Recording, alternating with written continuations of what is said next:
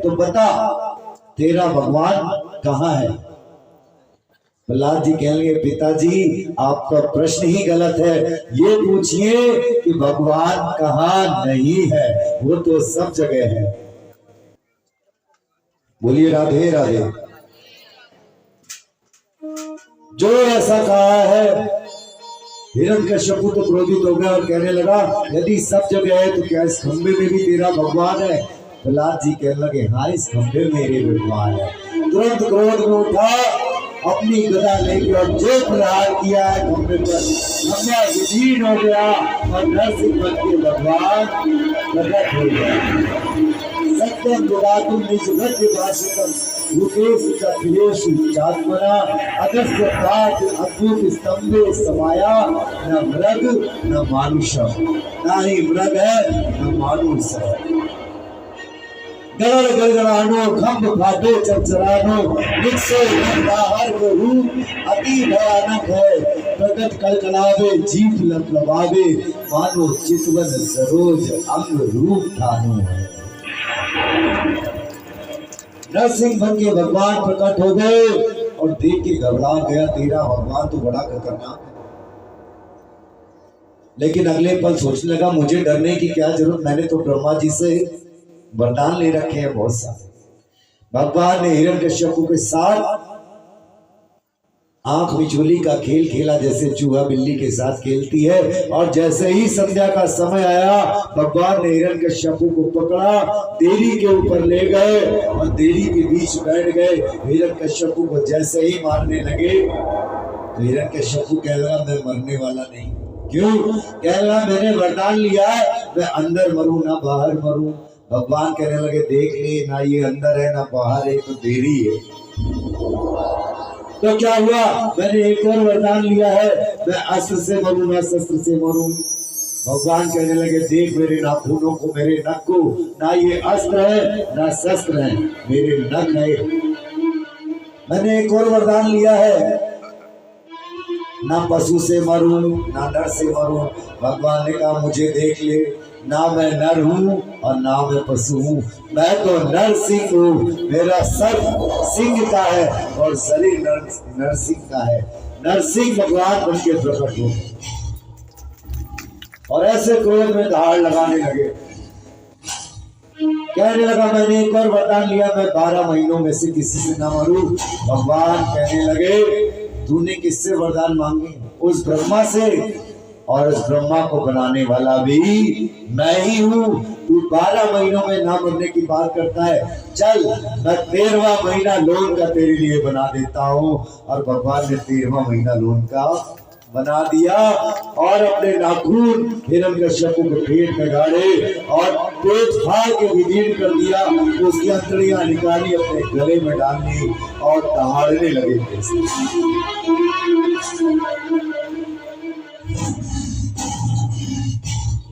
इस तरह गुर्राने लगे, ताड़ने लगे। सभी देवता घबरा गए।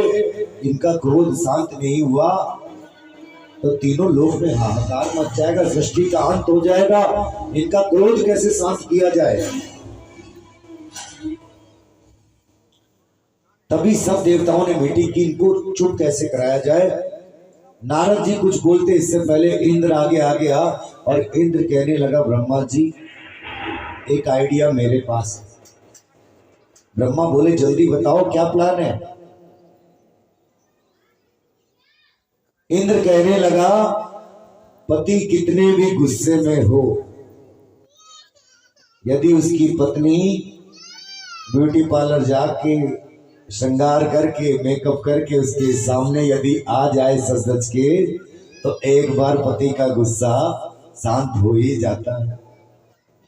ब्रह्मा जी कहने लगे चलो ठीक है। और ये तो नारायण नरसिंह का रूप लेके आए, इनकी पत्नी कौन है? लक्ष्मी माता। चलो लक्ष्मी जी को बुलाया जाए। और सारे देवता लक्ष्मी जी के पास पहुंचे और लक्ष्मी जी से कहेंगे माता जल्दी चलो, भगवान बड़े क्रोधित हैं और हम सब डर गए। लक्ष्मी माता ने सोचा कि आज सबके सामने डांट लगाने का अच्छा अवसर, अब मेरे बच्चों को डरा रखा है, कह लिए अभी चलती हूं मैं। अब लक्ष्मी माता सोने की आरती सजा के दीपक जला के चली, पीछे पीछे देवता चले। अरे कहाँ बैठे हैं? देवता कहने लगे माता जी ऐसे सीधे चले जाओ, ऐसे महल के अंदर देरी के बीच में बैठे। देरी में तो कभी बैठते नहीं, कोई बात नहीं, मैं अभी जाती हूँ और डांट लगाती हूँ। और लक्ष्मी मैया आरती की थाल लेके और साज श्रृंगार करके जैसे ही पहुंची, चरण देखे सबसे पहले और आरती की थाल जैसे ही चेहरे की तरफ की है, जो दहाड़ मारी है तो दैया भैया करके आरती की थाल पटक के वापस भागी है। मेरे साथ मजाक करते हो देवताओं, ये बब्बर शेर को मेरा पति बताते हो। और मैया ने तीसरा कदम तो बैकुंठ में तब रखा है, सांस ली है। पता है लक्ष्मी जी क्या सोचती हैं? लक्ष्मी जी सोचती हैं मेरे पति कितने कोमल हैं। एक बार शेष सैया पे बैठी हुई थी, लक्ष्मी जी पैर दबा रही थी भगवान नारायण के। पैर दबाते हुए लक्ष्मी जी तो पैर दबा रही हैं, नारायण कहने लगे देवी थोड़ा धीरे से दबाओ ना, मुझे दर्द होता है। लक्ष्मी जी और धीरे से दबाने लगी। थोड़ी देर में विष्णु भगवान फिर बोले देवी मुझे तकलीफ हो रही है, थोड़ा धीरे से दबाओ ना। लक्ष्मी जी और धीरे से दबाने लगी। भगवान फिर बोले देवी थोड़ा धीरे दबाओ ना। लक्ष्मी जी ने कहा कितने धीरे दबाऊं, इतने तो धीरे दबा रही हूं फिर भी इतने कोमल। और बाद में लक्ष्मी जी ने क्या किया, अपने हाथों को दूर कर लिया और हाथों की परछाई से भगवान के चरण।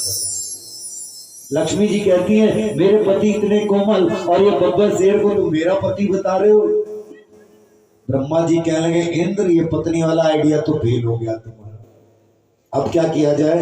नारद जी आगे गए और कहने लगे जिनके पुकारने पर नरसिंह भगवान बन के साक्षात नारायण प्रकट हुए, अब ये भक्त प्रहलाद आगे जाएगा तभी भगवान का कोप शांत होगा।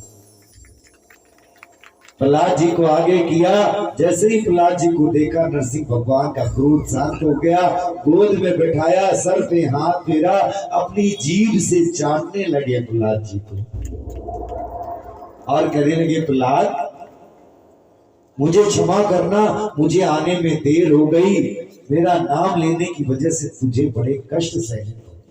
भगवान क्षमा मांग रहे, इसलिए तो कहते हैं भगत के वश में है भगवान।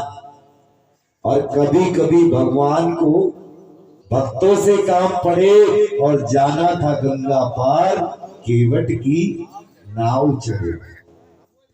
इसलिए भक्त ऐसे बनो कि भगवान स्वयं आपके लिए प्रकट हो। कह लगे प्रहलाद तू मांग ले, तू क्या चाहता है। प्रहलाद कहने लगे मुझे कुछ नहीं चाहिए, मेरे पिता ने आपका बड़ा अपमान किया था, यदि कुछ देना चाहते हो तो मेरे पिता की दुर्गति ना हो। भगवान कहने लगे पुत्र प्रहलाद तेरे जैसा बालक जिस कुल में पैदा हो जाता है उस कुल की तो 21 पीढ़ियां कर जाती है। बताओ तुम्हें क्या चाहिए। प्रहलाद जी कहने लगे आपने मुझे जो दिया है किसी को नहीं दिया। बोले क्या? एक बात बताइए, आपने कभी ब्रह्मा जी के सर पे हाथ रख के इतने प्यार से सहलाया? कभी भोले बाबा को आपने गोद में बिठाया? कभी अपनी पत्नी को लक्ष्मी को गोद में बिठाकर इतने प्यार से चाटा कभी आप? बोले कभी नहीं। तो जो कृपा आपने ब्रह्मा पे, शंकर पे, अपनी पत्नी पे नहीं की, वो कृपा आपने आज मुझ पे की है। मैं तो दैत्यों का पुत्र था और दैत्य पुत्र होने पर भी आपने जो कृपा मेरे ऊपर की है, ऐसी कृपा तो आपने किसी पे नहीं। बोलिए नरसिंह भगवान की। आप बताओ परीक्षित, भगवान क्या भेदभाव करते हैं? जैसी कृपा एक दैत्य पुत्र पे की वैसे किसी पर नहीं की।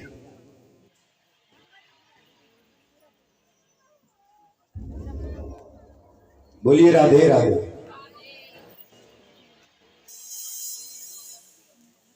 एक बात सुनो, भगवान आज भी प्रकट हो सकते हैं लेकिन नहीं होते। क्यों? क्योंकि सूर फिरे अनेक कण मांगत। सूरदास बहुत आजकल पैदा हो गए लिखने वाले, लेकिन सूर फिरे अनेक कण मांगत, पै पद सूर स्वाद कहा, पुली पुनि ताल मंजीरा बजाती फिरे, मीरा मतवारी सी चाह कहा। आज भी सब भक्ति करती है, लेकिन पुनी ताल मंजीरा बजाती फिरे, मीरा मतवारी सी चाह कहा। राम कथा कितनों ने लिखी, पर तुलसी सी मर्याद कहा, और नरसिंह बसे प्रति खम्मन में, पर कारण को प्रहलाद कहा। आज भी नरसिंह भगवान आ सकते हैं, लेकिन प्रहलाद तो होने चाहिए। बोलिए राधे राधे। अब ज्यादा समय ना लेते हुए सूक्ष्म रूप में कथा भी चलती है, और कुछ ही देर में वामन भगवान हमारे बीच में प्रकट होगा। भगवान अलग अलग मनवंतरों में अलग अलग अवतार लेते हैं। एक मनवंतर में भगवान ने समुद्र मंथन कराया, और भगवान के उसमें 3 अवतार हुए। पर्वत को अपने ऊपर कच्छप बन के धारण किया तो कच्छप अवतार हुआ। धन्वंतरी भगवान बन के प्रकट हुए, मोहिनी रूप भी उसमें रखा, और देवताओं को धोखे से अमृत पिला। 3 अवतार भगवान के उस युग में हुए।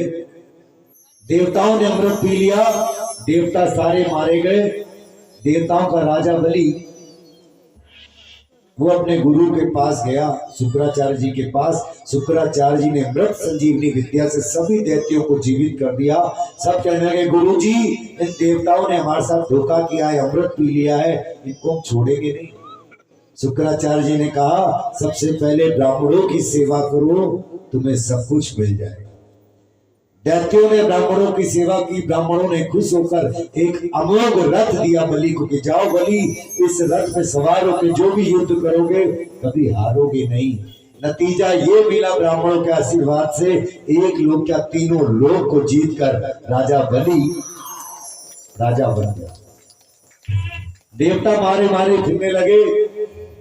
अदिति माता कश्यप ऋषि के पास पहुंची, कहने लगी, मेरा कोई एक ऐसा पुत्र हो जाए, बस देवताओं का राज्य छीन के वापस उनको दे। कश्यप ऋषि ने पयो व्रत का उपदेश दिया। इस व्रत को जो भी माता बहनें करती हैं, 12 दिन का यह व्रत होता है, फागुन के महीने में किया जाता है। उसके 101% पुत्र ही पैदा होता है, पुत्री नहीं हो सकती इसको। बोलिए राधे राधे। समय बीता, वामन भगवान का प्राकट हुआ। बोलिए वामन भगवान की। ले आइए वामन भगवान को।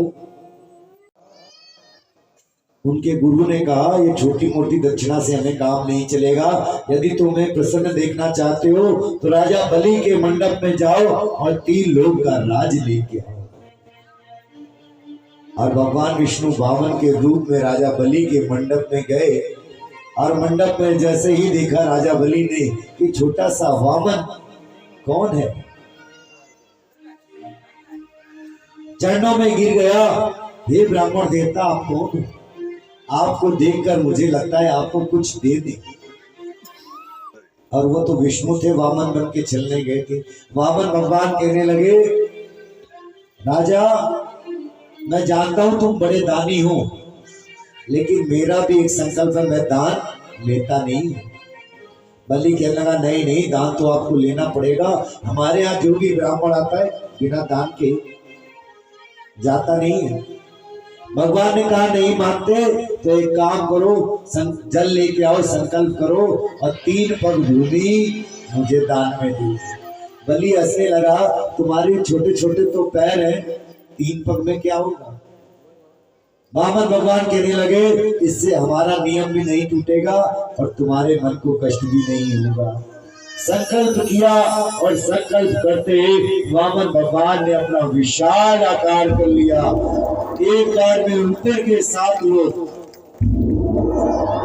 ओम भू भुआ महा तप जना, और ऐसे ही 7 लोग के ऊपर के 7 लोग नाप लिए, और दूसरे पल में दूसरे पैर से नीचे के सातों लोक नाप लिए, रसातल, महातल, पाताल, सुतल, अतल, वितल, इस तरह नीचे के 7 लोक है वो भी नाप लिए। हमारे बीच में मोहम्मद भगवान आए, जोरदार तालियां हो जाए।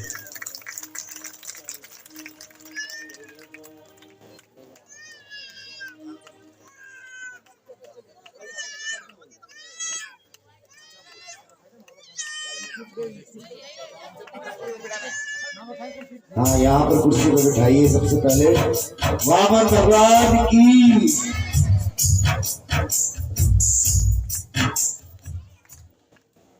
वामन भगवान का बड़ा सुंदर प्राकट हुआ है और मैंने आपसे क्या कहा था कि कथा में आपको साक्षात भगवान के दर्शन करा दूंगा। और ये बालक मत समझो, ये साक्षात वामन अवतार है आपके बीच में। भगवान ने अपना रूप 2 पग में, ऊपर के लोग नीचे के लोग नाप दिए। कहने लगे बलि बता अब मैं तीसरा पैर कहाँ रखूं। बलि कहने लगा प्रभु धन बड़ा या धन का मालिक बड़ा। भगवान कहने लगे मालिक बड़ा तो प्रभु धन तो आपने मेरा सारा ले लिया, धन का मालिक आपके सामने खड़ा है, आप तीसरा चरण मेरे सर पे रख दीजिए।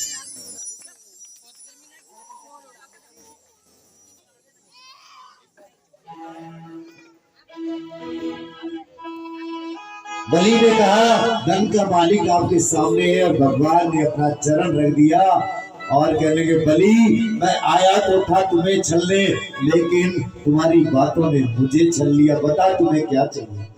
बलि कहने लगा प्रभु मुझे कुछ नहीं चाहिए, बस सुबह शाम आपको देखने की इच्छा है। भगवान ने आशीर्वाद दिया बलि तूने सब कुछ अपना निछावर कर दिया तो मैं भी तेरे द्वार का चौकीदार बनने को तैयार हूँ। मैं तुझे सुतल लोक का राजा बनाता हूँ। जब भी तू इस लोक से निकलेगा अपने द्वार से, सुबह शाम तू मुझे द्वार पे ही पाएगा। 3 महीने तक भगवान आए। कोई बात नहीं, हम अपनी शॉल दे देते हैं, ये दे दीजिए भगवान को। हम भी तो कुछ ना कुछ दान करें, उड़ा दीजिए। 3 महीने तक भगवान राजा बलि के द्वार पे चौकीदार बन के रहे। 3 महीने बाद लक्ष्मी मैया गई, राखी बांधी तो लक्ष्मी मैया ने कहा कि भैया बलि भाई जब बहन राखी बांधती है तो कुछ ना कुछ दिया जाता है, मुझे कुछ दो। बलि कहने लगा क्या चाहिए लक्ष्मी। लक्ष्मी कहने लगी तुम्हारे गेट पे जो चौकीदार है 3 महीने से घर नहीं आया है, इसको मेरे साथ भेज दो। और 3 महीने बाद विष्णु भगवान लक्ष्मी जी के साथ वापस आए हैं। लेकिन आज भी बलि के द्वार पे भगवान हमेशा पहरेदार बनते हैं। तो जो बलि की तरह अपना सर्वस्व दान कर देता है भगवान तो उसके चौकीदार भी बनने को तैयार हो जाते हैं। बोलिए वामन भगवान की, सभी दानदाताओं की। अब ये भगवान आपके बीच में आएंगे और इनका हाथ पकड़ के आप सबके बीच में ले जाइए। ममता बहन जी या कोई बहन जी ने, और सब आपके बीच में आएंगे जैसे बलि के बीच में गए थे। जिसकी जो भी श्रद्धा हो इनको आप दान दीजिए, इससे आपको बहुत फल मिले। सभी के बीच में आएंगे।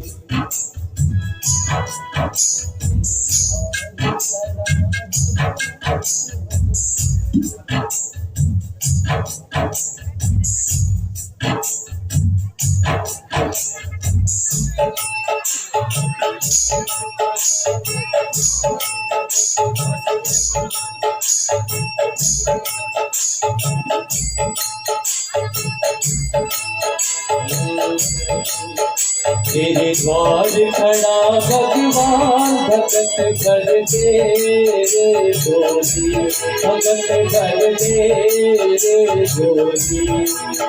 तेरे द्वार खड़ा भगवान भगत कर दे रे गोदी, भगत कर दे रे गोदी।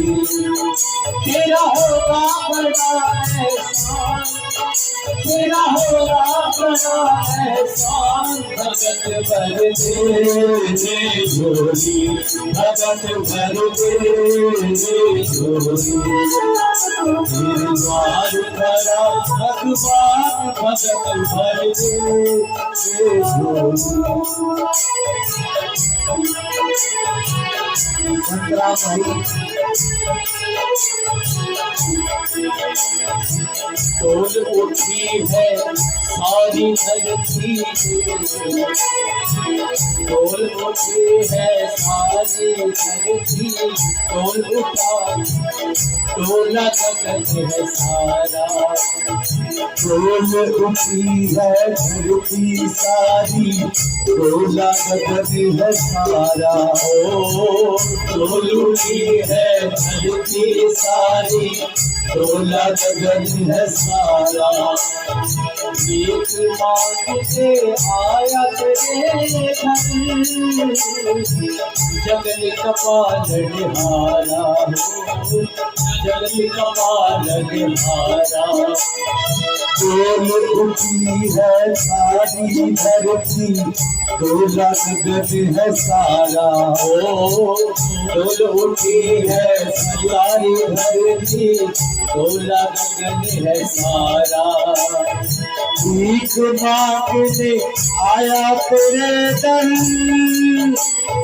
जगत का पालन हारे जगत का पालन मैं आज तेरा मेहमान मैं आज तेरा मेहमान कर ले मुझसे जरा पहचान जगत भर दे झोली जगत भर दे झोली तेरे द्वार खड़ा भगवान भगत भर दे झोली भगत भर दे झोली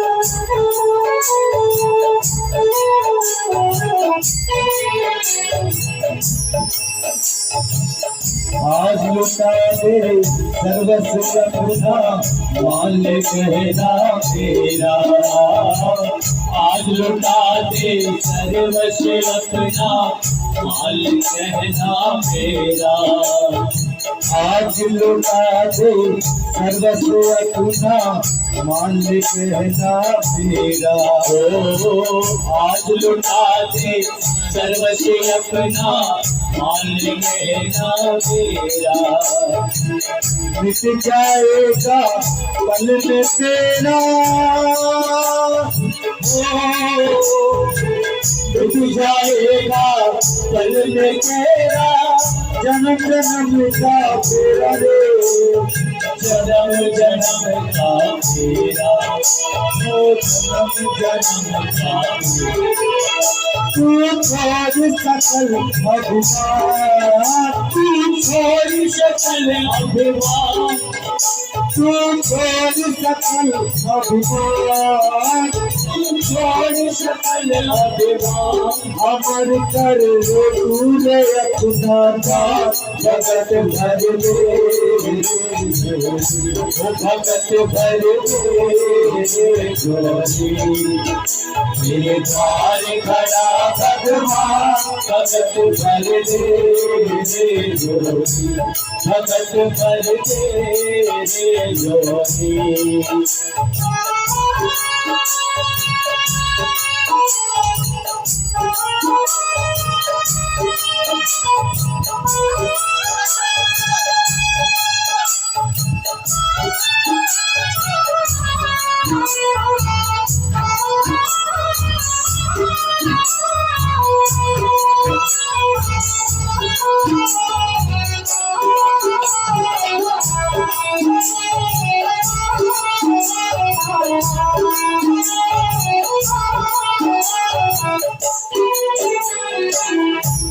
दुखी है सारी धरती देख ले, डोला गगन है सारा।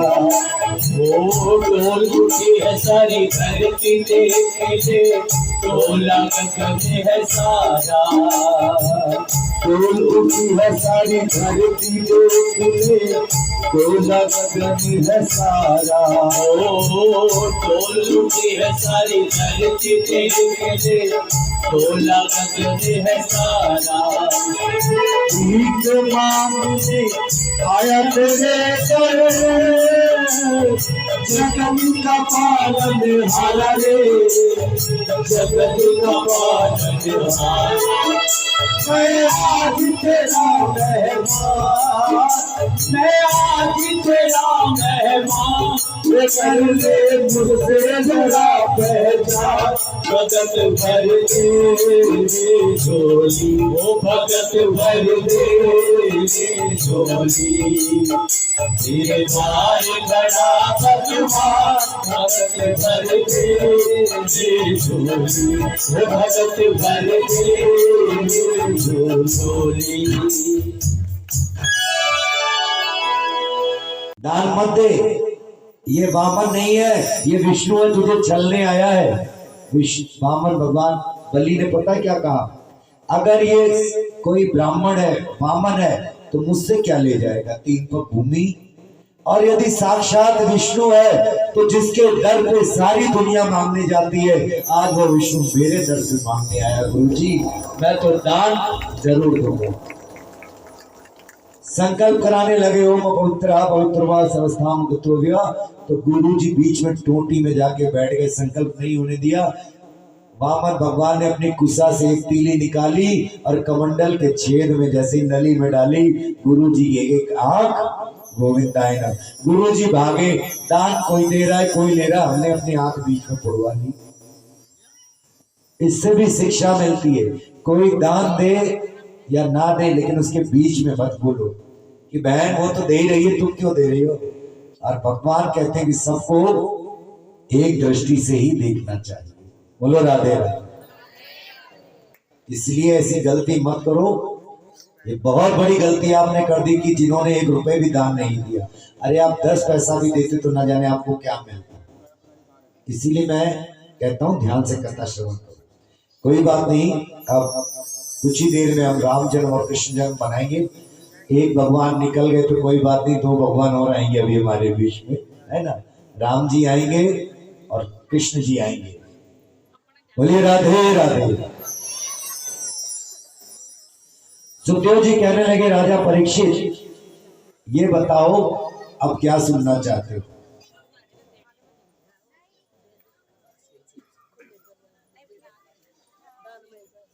राजा परीक्षित बताओ क्या सुनना चाहते हो। परीक्षित कहने लगे, प्रभु अब तो मैं कृष्ण कथा सुनना चाहता हूं।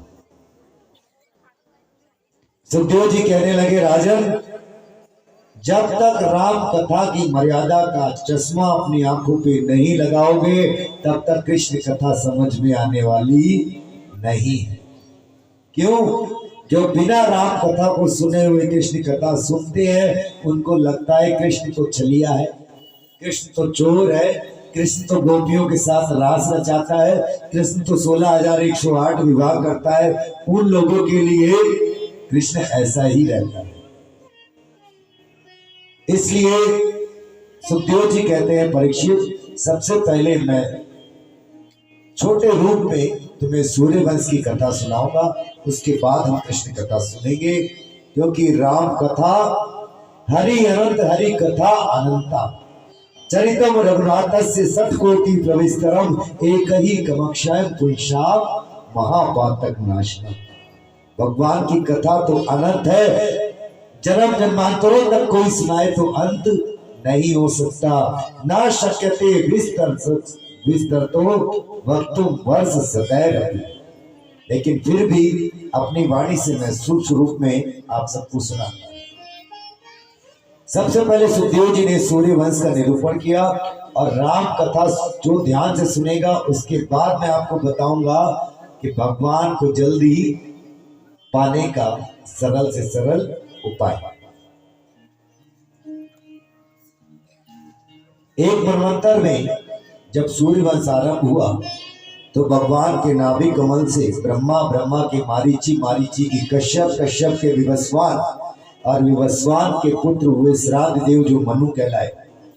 श्राद्ध देव की पत्नी श्रद्धा देवी से एक पुत्री पैदा हुई जिसका नाम था इला देवी। मनु, श्राद्ध देव और श्रद्धा देवी गुरु वशिष्ठ के पास पहुंचे, कहने लगे गुरु जी हमको तो बेटा चाहिए था, वंश आगे कैसे बढ़ेगा। गुरु जी ने मंत्रोच्चारण करके उस पुत्री को ही पुत्र में बदल दिया और नाम पड़ गया सुदुम्न राजकुमार।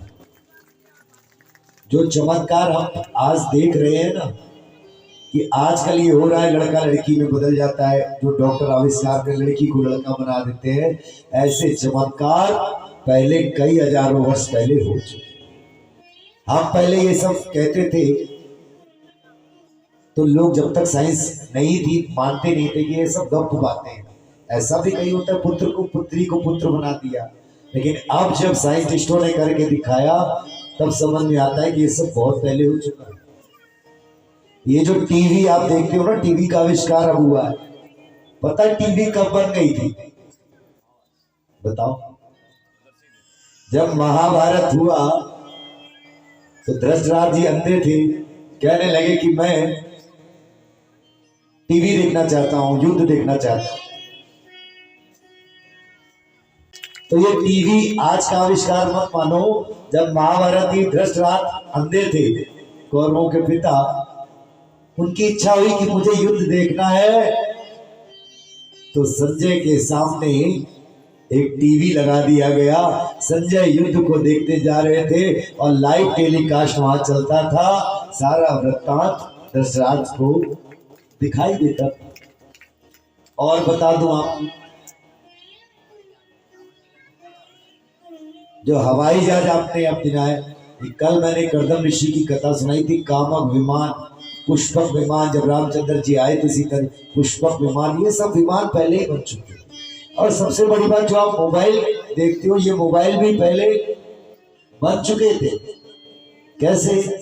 देवता जब परेशान होते थे सीधे पहुंचते थे ब्रह्मा जी के पास में। ब्रह्मा जी ये समस्या है, अत्याचार बढ़ रहा है। ब्रह्मा जी कहते थे रुको 2 मिनट, अभी मैं भगवान से बात कर लेता हूँ। ब्रह्मा जी आंख बंद करते थे, भगवान से बात करते थे और 2 मिनट में बता देते थे भगवान ने ऐसा कहा, अवतार लेके तुम लोग परेशान। लेकिन तब की टीवी और अब तब के मोबाइल में क्या फर्क था? टीवी आज भी है, मोबाइल आज भी है, और ये तब भी थे, लेकिन एक ही फर्क था, पहले इनको रिचार्ज नहीं करना पड़ता था, अब इनको रिचार्ज करना पड़ता है ना। ये सारे आविष्कार पहले समय में हो चुके। पुत्र पुत्री को पुत्र बना दिया। इन्हीं के वंश में, सूर्य वंश में आगे 10 पुत्र हुए। इक्ष्वाकु, नरक, शर्याति, दृष्ट, दृष्ट, कुरुष, नारिष्यन, प्रसग्र और कवि और नभक, ये 10 पुत्र हुए। इनसे ही सूर्यवंश आगे चला है। इनमें से जो शर्याति नाम के पुत्र थे, इनकी एक सुकन्या नाम की कन्या थी जो वन में गई और गलती से वहां पर च्यवन ऋषि समाधि में बैठे थे, सारे समय शरीर पर दीमक लगी थी। इसने हंसी मजाक में उनकी आंखों फोड़ दी। सुकन्या ने तीली से आंखें फोड़ दी, रक्त बहने लगा। राजा शर्याति आए और अपनी सुकन्या का विवाह च्यवन ऋषि के साथ कर दिया कि बेटी तेरी गलती की वजह से ऋषि की आंखें फूटी, अब तू ही इनकी सेवा करेगी। बाद में देवताओं के डॉक्टर अश्विनी कुमार आए, च्यवन ऋषि को ठीक कर दिया, उनकी आंखें ठीक कर दी और पुनः युवा बना दिया और दोनों प्रेम से रहने लगे। ये जो आप च्यवन प्राश खाते हो ना सर्दियों में या गर्मियों में, ये उन्हीं ऋषि के नाम पर इनका उत्पादन किया गया। इसी शर्याति जी के वंश में रैवत नाम के राजा हुए, जिनकी पौत्री का विवाह कन्हैया के बड़े भैया दाऊद दादा से। इसी वंश में नभक के नाभाग हुए, नाभाग के अम्बरीश हुए। अम्बरीश की कथा भी आपने सुनी होगी, बड़े भक्त थे, एकादशी का व्रत करते थे। एक बार दुर्वासा ऋषि आए इनके यहाँ और दुर्वासा ऋषि क्रोधित हो गए तो अपने भक्त को बचाने के लिए भगवान का सुदर्शन चक्र प्रकट हो गया और दुर्वासा ऋषि के पीछे पड़ गया। दुर्वासा ऋषि 1 साल तक भागते रहे। अंत में भगवान विष्णु के पास पहुंचे, प्रभु मेरी रक्षा करो, ये सुदर्शन चक्र मुझे मार देगा। भगवान ने कहा, दुर्वासा ऋषि अहम भक्त पराधीनो अध स्वतंत्र इव दूजा, मैं तो खुद ही भक्तों के बस में है। यदि इस चक्र से रक्षा करनी है अपनी तो अम्बरीश की शरण में जाओ, तभी तुम्हारी रक्षा हो सकती है। अम्बरीश के पास वापस पहुंचे। अम्बरीश ने सुदर्शन चक्र से प्रार्थना की, यदि मेरी सच्ची भक्ति विष्णु में है, नारायण में, तो सुदर्शन चक्र वापस लौट जाए और दुर्वासा ऋषि की रक्षा हुई। इसी वंश में युवनाश नाम के राजा हुए, उनकी भी कोई संतान नहीं थी। यज्ञ करवाया तो यज्ञ में ऋषियों ने अभिमंत्रित जल रखा हुआ था कि जल को रानी पिएगी तो गर्भवती हो जाएगी। लेकिन रात को राजा को प्यास लगी और राजा ने गलती से वो जल पी लिया। सुबह उठकर ऋषियों ने देखा कि जल कहाँ गया, जो अभिमंत्रित जल है। राजा कहने लगे, मुझे प्यास लगी थी, मैं पी गया, अब क्या होगा। ऋषि मुनि कहने लगे, वो तो बच्चा होने वाला जल था, अब कुछ हो ना हो मंत्र का असर तो हो गई होगा। तो शास्त्रों में लिखा है, राजा युवनाश 9 महीने के लिए खाट पे लेट गए और बच्चे को पेट चीर के बाहर निकाला गया। जब बच्चा बाहर आया, रोने लगा, तो अब दूध की जरूरत पड़ी। तो इंद्र प्रकट हो गए, अपनी तर्जनी उंगली बच्चे के मुंह में लगा दी और बच्चे का नाम पड़ गया मानधाता। मानधाता वंश ना रोदी, रो मत, मैं तुम्हें अपनी उंगली से दूध पिलाता हूं। और ये मानधाता भी बड़े प्रतापी राजा हुए। इन्हीं राजा की 50 पुत्रियों का विवाह सौबरी बेली से हुआ, जिनके यहाँ 5000 पुत्रियां हुई, जिनसे आगे सूर्यवंश का विस्तार हुआ। सूक्ष्म रूप में मैं आपको बता रहा हूं, समय कम है। इसी वंश में राजा त्रिशंकु हुए, जो शरीर के साथ स्वर्ग जाना चाहते थे। आगे चल के इसी वंश में राजा सत्यव्रत हुए, राजा हरिश्चंद्र हुए, हरिश्चंद्र के रोहित हुए, रोहित के बाहुक हुए, बाहुक के सगर हुए। सगर की 2 पत्नी थी, सुमिति और केसरी। सुमिति से असमंजस हुए और केसरी से 60,000 पुत्र हुए, जो कपिल मुनि की दृष्टि पड़ते ही जल के राख। असमंजस के हुए अंशुमान, अंशुमान के हुए दिलीप और दिलीप के हुए भागीरथ। और ये वही भागीरथ थे जो गंगा जी को शंकर की जटाओं से होते हुए पृथ्वी पर लेकर आए। जब पृथ्वी पर आई तब इन 60,000 पुत्रों का उद्धार हुआ।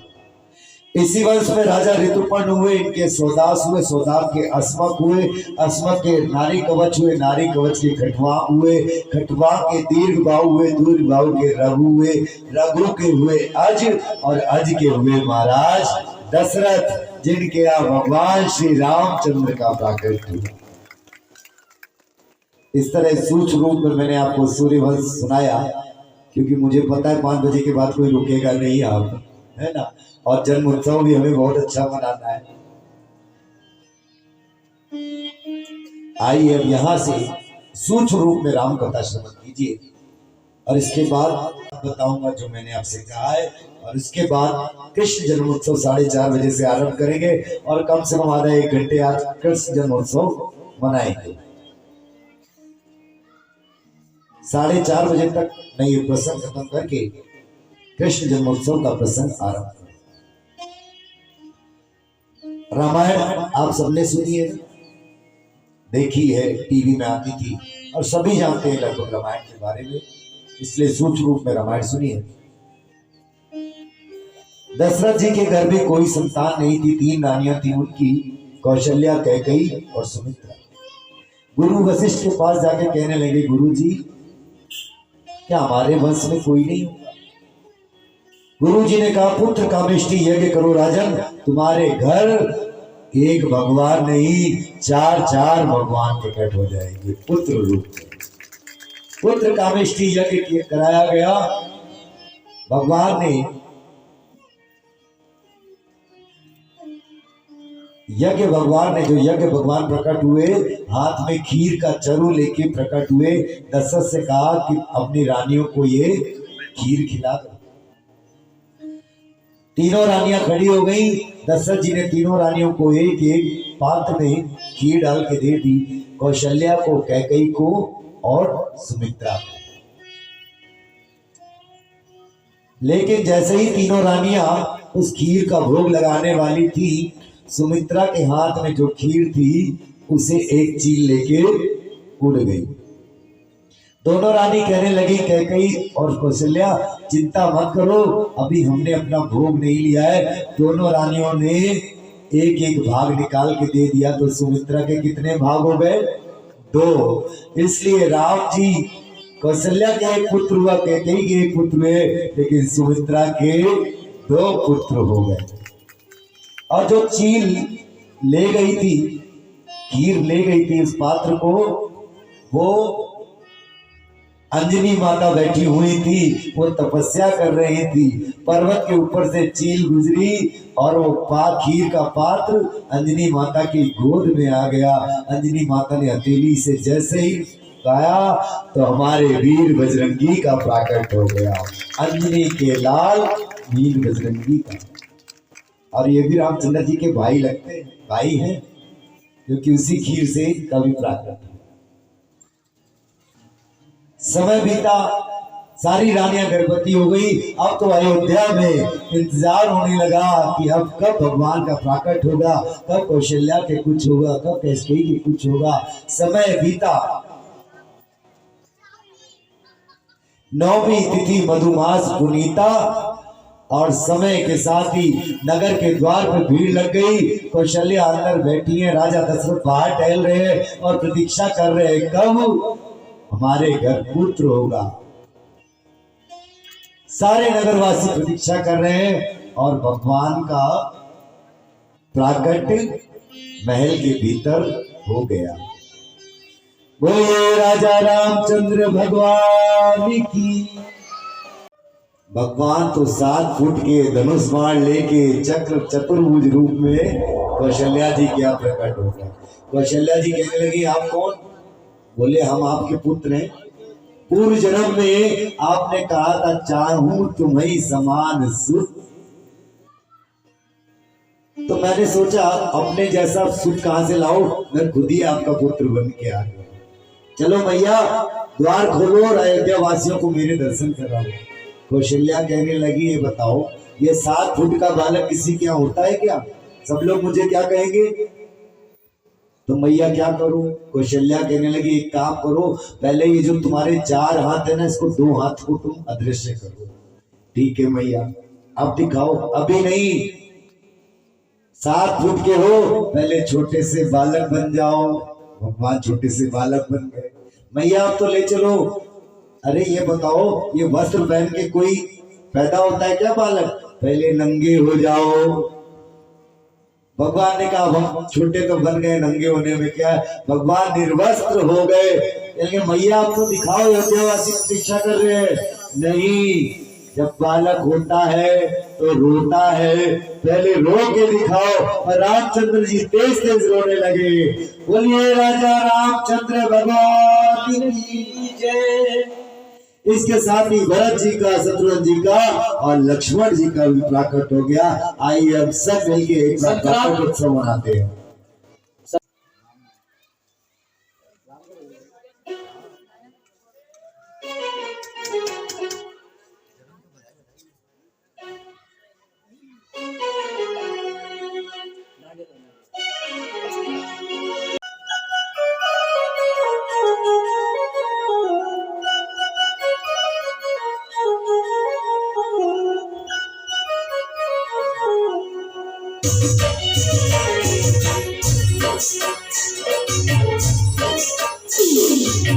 सियावर रामचंद्र महाराज की जय।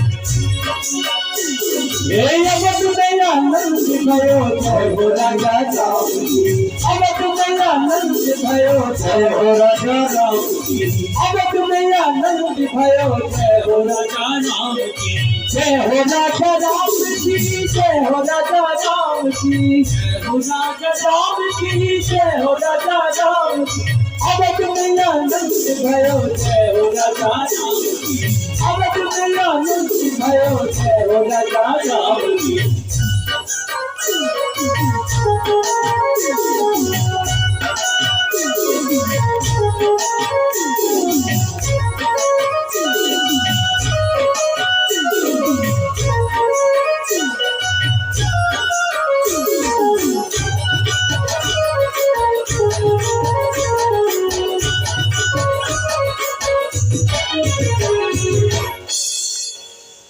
इस तरह राम जी का प्राकट हुआ और हमारे बीच में हमारी बहन जी आई हैं।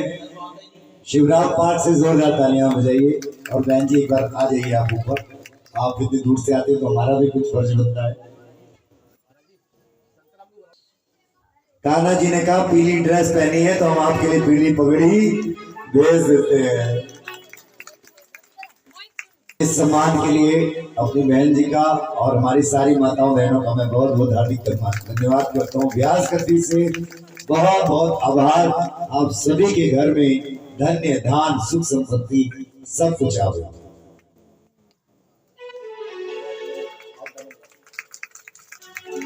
बोले राजा रामचंद्र महाराज की जय।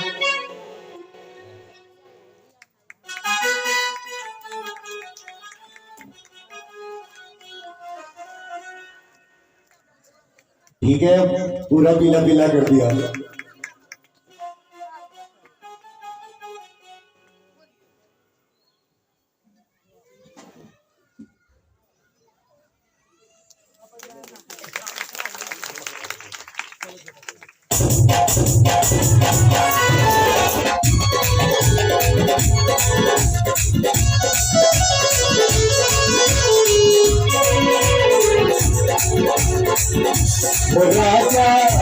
राजा दशरथ के बार दौलत आज रही। राजा दशरथ के बार दौलत आज रही। दौलत आज रही, दौलत आज रही। राजा दशरथ के बार दौलत आज रही। राजा दशरथ के बार दौलत आज रही।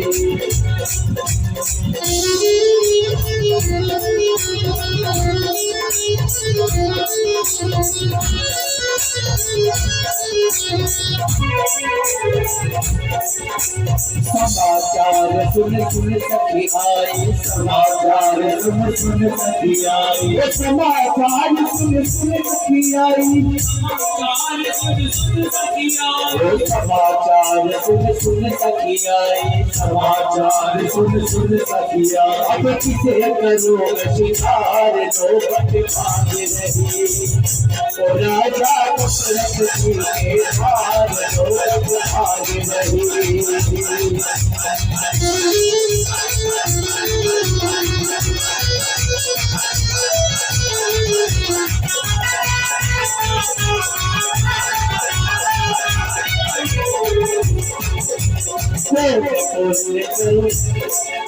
बोलने करो आई कुशल्या, बोलने करो आई कुशल्या। कौन बोलने करी आई कुशल्या, कौन बोलने करे आई कुशल्या। ओ आज लोक में है परितार नौबत भाग रहो। ओ आज लोक में है परितार नौबत भाग रहो। ओ राजा दशरथ जी के द्वार नौबत भाग रहो। ओ राजा दशरथ जी के द्वार नौबत भाग रहो। बोलिए राजा रामचंद्र भगवान की। इस तरह जन्मोत्सव मनाया गया अयोध्या में। और अयोध्या का अर्थ क्या है? जहां कभी युद्ध नहीं होता उसे अयोध्या कहते हैं।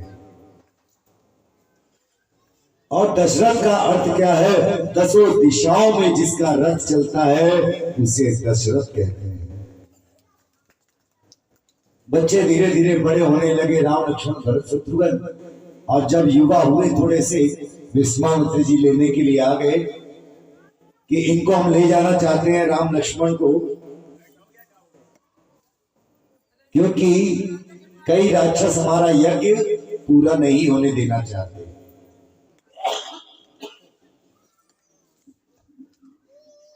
विश्वामित्र जी राम लक्ष्मण को अपने साथ ले गए और सबसे पहले रामचंद्र जी ने ताड़िका का वध किया और बाद में जाके मारीच और सुबाहु का वध किया और विश्वामित्र से कहने लगे आपका यज्ञ संपन्न हुआ, अब हम चले। विश्वामित्र जी ने कहा अभी एक यज्ञ और बाकी है, मिथिला चलो, वहां पर जनक महाराज ने धनुष का यज्ञ किया है और अपनी बेटी सीता का स्वयंवर रखा। राम लक्ष्मण को लेके सीता स्वयंवर में पहुंचे। सीता स्वयंवर आपने सबने सुना है, बड़े बड़े राजा आए थे, रावण भी आया था, लेकिन उस धनुष को कोई तोड़ नहीं पाया।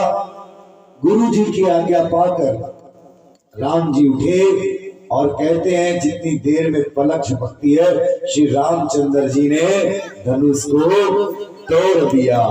बोलिए राजा रामचंद्र भगवान की। सीता जी अपनी सहेलियों के साथ वरमाला लेके आ गई और राम जी भी जब चले लक्ष्मण जी के साथ में, सीता मैया जैसे ही वरमाला डालने लगी तो रामचंद्र जी कहने लगे, मन में सोचने लगे कि विवाह रोज रोज नहीं होता है। हमारे बीच में टी सीरीज कलाकार हमारे राज भैया और उमेश भैया आए हैं, जोरदार तालियां बजाइए। और ये बहुत सुंदर भजन सुनाते हैं। सब सखियों के साथ सीता मैया वरमाला लेके आई और वरमाला लेके जैसे ही आई सारी सखियां कहने लगी राम जी थोड़ा झुक तो जाओ, सीता मैया छोटी है। राम जी तो तन के खड़े हो गए, हम नहीं झुकेंगे, हम रघुवंशी हैं, शादी विवाह कोई रोज रोज थोड़ी ना होता, हम नहीं झुकेंगे। सैनिकों ने जाके कहा राजा जनक से कि तुम ही कह दो। जनक जी कहने लगे हम तो नहीं कहेंगे, वो तो हमारे दामाद जी हैं, उनसे झुकने के लिए कैसे कह सकते हैं। विश्वामित्र से कहा, विश्वामित्र कहने लगे हमारा काम था धनुष तुड़वाने का, हमने तुड़वा दिया, अब तुम जानो तुम्हारा काम। सभी सखियां परेशान हो गई, राम जी तो झुकने का नाम ही नहीं ले रहे, लक्ष्मण जी साथ में खड़े हैं। अब सखियों ने एक प्रार्थना करी है, सभी मिलकर क्या कहने लगी, सभी सखियां मिलकर राजा रामचंद्र जी से एक ही बात कहती हैं। आइए सुनिए भैया की आवाज में। हेलो। झुक जइयो तनक रघुवीर, सिया मेरी छोटी सी। झुक जइयो तनक रघुवीर, सिया मेरी छोटी सी।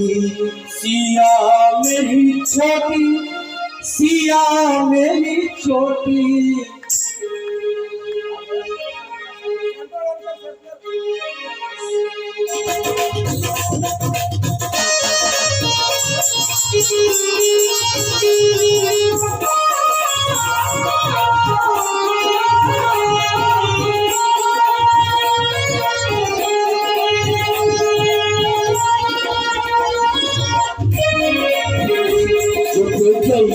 तनक रघुवीर, सिया मेरी छोटी सी।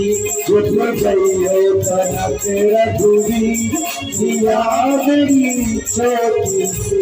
तुम हो बड़े बलवीर, सिया मेरी छोटी सी। झुक जइयो तनक रघुवीर, सिया मेरी छोटी सी। जय माला लिए कब से है खाई, जय माला लिए कब से खाई। रहनी है लो मन की साड़ी, रहनी है तो मन की साड़ी। अब तू करना तो सही सिया मेरी छोटी सी झुकी गई हो सनक रघुवीर सिया मेरी छोटी सी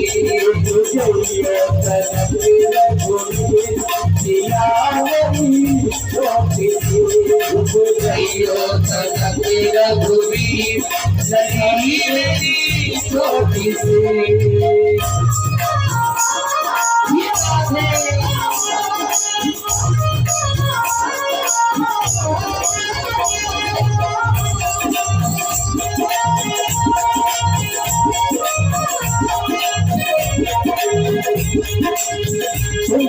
राम अयोध्या के राजा हे राम अयोध्या के राजा हे राम अयोध्या के राजा हे राम अयोध्या के राजा हम है और हम है जन के करीब सिया मेरी झुकी गई हो सनक रघुवीर सिया मेरी छोटी सी जब लक्ष्मण जी ने देखा तो लक्ष्मण जी क्या कहने लगे लक्ष्मण ने भाभी की सुविधा पहचानी लक्ष्मण ने भाभी की सुविधा पहचानी राम की चरणों में झुक गए ज्ञानी राम के चरणों में झुक गए ज्ञानी सब सही जय जय रघुवीर सिया मेरी छोटी सी झुकी गई हो सनक रघुवीर सिया मेरी छोटी सी सिया मेरी छोटी सी ओ लगी मेरी ओ सिया